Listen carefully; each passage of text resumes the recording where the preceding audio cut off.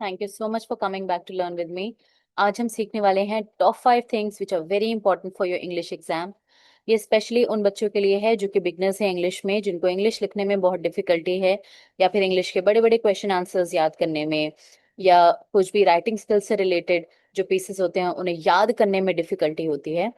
तो हम देख लेते हैं सबसे इम्पोर्टेंट जो है 5 चीजें आप जो कर सकते हैं प्रिपेयर, जो आपको स्कोर करने में हेल्प करेंगी, वो है ये।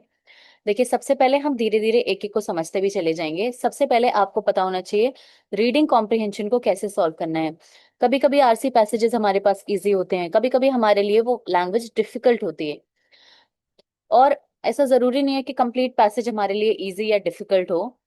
इट डिपेंड्स कि कुछ कुछ पार्ट्स हमें समझ में आते हैं, कुछ पार्ट्स हमें नहीं समझ में आते हैं, राइट।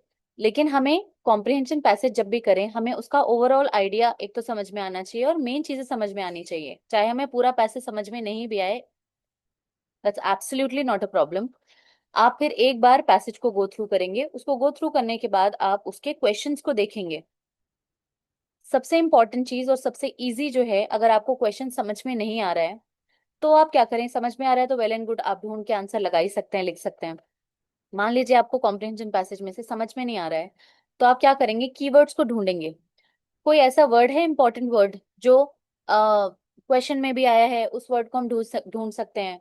जैसे कि मान लीजिए इम्पैक्ट ऑफ सुनामी, ये आपके क्वेश्चन में वर्ड है, हमें समझ में नहीं आया लेकिन इसका मीनिंग क्या है, हम फिर अपने पैसेज में ढूंढे इम्पैक्ट ऑफ सुनामी कहीं पे है, उसके आसपास ही फुल स्टॉप से फुल स्टॉप तक लेकर हम उस लाइन को लिख सकते हैं। I am not saying it will always work, ऐसा नहीं है कि हमेशा काम करेगा, बट अगर आप ये क्वेश्चन छोड़ने ही वाले हैं तो you can try this method.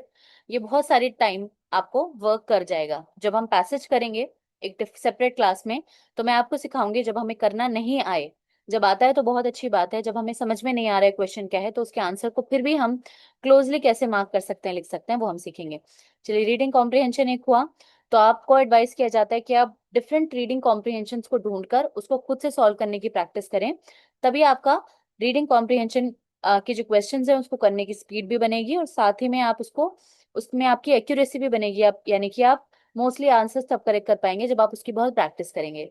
चलिए, नेक्स्ट क्या है, आपको पोएम्स पता होनी चाहिए कौन कौन सी आपके इस बार के सिलेबस में आ रही हैं। यानी कि सारी बुक की पोएम्स आपको नहीं लर्न करनी है। जो आपके हाफ ईयरली एग्जाम है तो हाफ ईयरली, फाइनल एग्जाम है या कौन सा एग्जाम है, उससे रिलेटेड कौन कौन सी आपके सिलेबस के अंदर पोएम्स हैं। देखिए, आपको पोएम और पोएट का नाम जो है, वो तो आपको परफेक्ट स्पेलिंग के साथ लर्न होना ही चाहिए, लेकिन साथ ही साथ आपको पोएम की लाइंस भी पता होनी चाहिए। कई बार हमें पोएम के एक्स्ट जो है, जो लाइंस है हमें पोएम की, वो दी जाती हैं, और उन लाइंस को देखते हुए हमें पहचानना होता है कि कौन सी पोएम से ये लाइंस आई हैं। तो हमें उन लाइंस को पहचानना होता है। उसके बाद उसके पोएट का नाम कभी हमसे पूछ लेते हैं, कभी पोएम का नाम पूछ लेते हैं, कभी दोनों ही एक साथ पूछ लेते हैं हमसे। तो हमें 2-3 बार जो हमारे सिलेबस में पोएम्स आ रही हैं एग्जाम्स में, उनको पढ़ना है, ताकि आप उनके लाइन से अच्छे से रूबरू हो जाएं कि कौन सी पोएम में कौन सी लाइंस आती हैं, राइट। और पोएम और पोएट का नाम अच्छे से विद स्पेलिंग लर्न कर लीजिए। चलिए, पोएम और पोएट का नाम इतना इंपॉर्टेंट है कि आपको हर बार एक दो मार्क्स आपको दिला देता है, तो ये आपके एकदम सेफ हो जाएंगे विदाउट एनी एक्स्ट्रा एफर्ट। कोई बहुत ज्यादा एफर्ट भी आपको डालने की इसमें जरूरत नहीं है। चलिए, एमसीक्यूज बहुत इंपॉर्टेंट है आपके एग्जाम में। कम से कम 10 एमसीक्यू बहुत आराम से आ जाते हैं, कभी कभी 15 भी आ जाते हैं। तो ये इतना ज्यादा स्कोरिंग है कि आपको कुछ लिखना ही नहीं है, आपको सिर्फ टिक मार्क लगाना है। लेकिन ये आप तब कर पाएंगे क्योंकि आपके ये बुक से आता है। ये आप तब कर पाएंगे ना जब आपको स्टोरी पता होगी। तो उसके लिए नेक्स्ट पॉइंट पे आ जाते हैं हम, कि आपको समरी पता होनी चाहिए लेसन्स की। लेसन्स की समरी बहुत अच्छे से पता होनी चाहिए। अगर आपको कुछ किसी भी चैप्टर की समरी में कोई डिफिकल्टी है, अगर आपको चैप्टर समझने में भी, पूरी तरह से समझने में भी अगर आपको डिफिकल्ट लगा है, तो चैनल पर सारे चैप्टर्स की जो है वो वीडियोस, एक्सप्लेनेटरी वीडियोस मौजूद हैं। जो भी चैप्टर आपको नहीं समझ में आया उसको जाकर आप देख सकते हैं। प्लेलिस्ट के अंदर सारे चैप्टर्स मौजूद हैं। ठीक है, एक बार आप उसको देखेंगे आपको समझ में आ जाएगी। उसके बाद समरी के लिए आपको करना क्या है, समरी राइटिंग कैसे की जाती है, किस तरह से प्रेजेंट सिंपल टेंस को यूज किया जाता है, उसकी भी एक वीडियो चैनल पर मौजूद है, आप उसको जाकर देख सकते हैं। उस वीडियो को देखते हुए आप ये देखेंगे कि उसमें प्रेजेंट सिंपल टेंस भी अच्छे से समझाया गया है, और उसको कैसे यूज करके स्टोरी को एक समरी में कन्वर्ट किया जाए वो भी बहुत अच्छे से बताया हुआ है। अगर स्टोरी नहीं पता है तो सबसे पहले स्टोरी की वीडियो देखिए, और उसके बाद आप समरी की वीडियो देख सकते हैं, जान सकते हैं कि समरी को कैसे लिखा जाता है। समरी राइटिंग सीखने से ये आपको एक बहुत इंपॉर्टेंट फायदा जो हो जाता है वो है कि अ, आप क्वेश्चन आंसर्स को खुद से फ्रेम कर सकते हैं। ऐसा नहीं कि आपको लॉन्ग लॉन्ग या शॉर्ट आंसर्स को लर्न करने की जरूरत है। और जब हम लर्न करते हैं बहुत रट्टे वाले प्रोसेस से तो हम भूल भी जाते हैं। लेकिन अगर आपको चैप्टर की अंडरस्टैंडिंग बहुत ज्यादा अच्छे से है, बहुत क्लियर है आपके दिमाग में चैप्टर, और आप उसके इवेंट्स को, उसके कैरेक्टर्स को बहुत अच्छे से जानते हैं, तो आप खुद से बनाकर लिख सकते हैं। लेकिन कुछ बच्चों को लिखने में बहुत डिफिकल्टी होती है।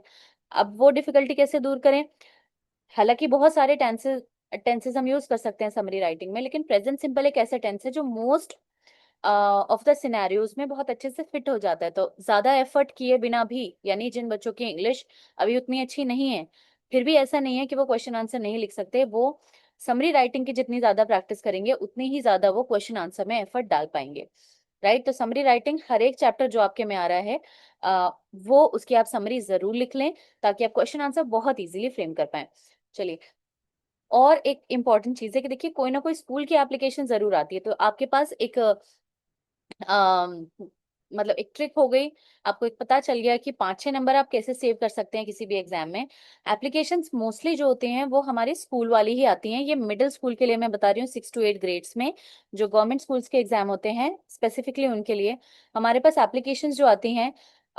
इनफॉर्मल लेटर तो कम आते हैं, फॉर्मल लेटर जब भी आएंगे वो स्कूल एप्लीकेशंस होंगी, तो वो टीसी की हो सकती है, वो छुट्टी की हो सकती है, छुट्टी में भी, या वो सिक लीव हो सकती है, या अर्जेंट पीस ऑफ वर्क हो सकती है। जो 3-4 एप्लीकेशन है, ये तो आपको बहुत ही अच्छे से प्रिपेयर्ड होनी चाहिए, क्योंकि ये बार बार इन्हीं में से कोई एप्लीकेशन आपके सामने आती है।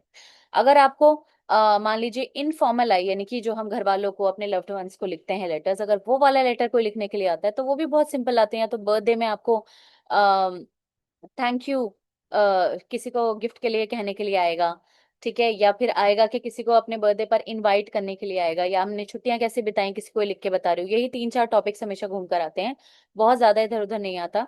और इस अगर आता भी है तो इससे कुछ रिलेटेड आता है, जिसमें आपकी सेम लाइंस कभी कभी यूज हो जाती हैं। राइट? एंड अगेन, अगर आपको समरी राइटिंग प्रोसेस आता है, अगर आपको प्रेजेंट सिंपल को यूज करना अच्छी तरह आता है, जो कि बहुत ही, जैसे कि इसका नाम है प्रेजेंट सिंपल, बहुत ही सिंपल एक टेंस है जिसको आप बहुत आसानी से यूज कर सकते हैं। अगर आपको ये यूज करना आ गया तो और भी आप बनाना सीख सकते हैं अपने सेंटेंसेस को, या जो भी राइटिंग का जो पार्ट आता है आपके पेपर में, आप बहुत अच्छे से उसको बना सकते हैं। सो ये थी डियर स्टूडेंट्स, क्योंकि आपके एग्जाम्स बहुत करीब हैं, ये थे कुछ बहुत इंपॉर्टेंट एरियाज जो कि मिनिमम एफर्ट इनमें चाहिए, लेकिन आप मैक्सिमम स्कोर कर सकते हैं। एमसीक्यूज का जैसे मैंने बताया, आप डिफरेंट चैप्टर्स के एमसीक्यूज के साथ बैठें, लेकिन सबसे पहले उसको उसकी समरी पता करें कि चैप्टर किस बारे में है।